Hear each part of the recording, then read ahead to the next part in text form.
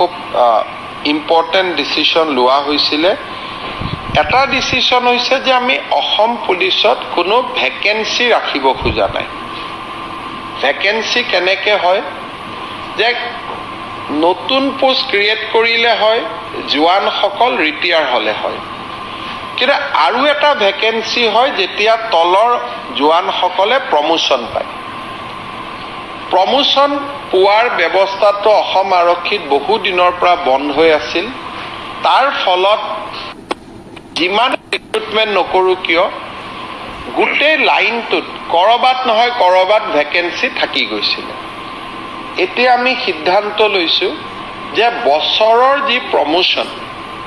তাক আমি ছেপ্টেম্বৰ মাহৰ আগতে প্ৰমোশ্যনবিলাক দি আমি শেষ কৰিম ৰিটায়াৰমেণ্ট ভেকেন্সিখিনি আমি জানোৱেই যদি প্ৰমোশ্যনেল ভেকেন্সিখিনিও আমি গম পাই গ'লোঁ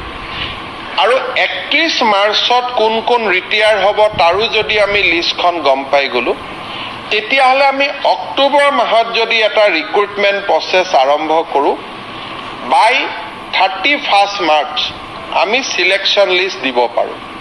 তাৰমানে বছৰৰ ভেকেন্সি আমি বছৰত পূৰ্ণ কৰিব পাৰোঁ আৰু অসম আৰক্ষী এটা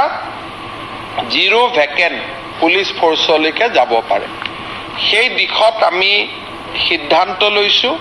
যে এই বছৰতো আমি অক্টোবৰ মাহত অসম পুলিচৰ চলিত বৰ্ষৰ ভেকেন্সি আৰু সম্ভাৱ্য ভেকেন্সি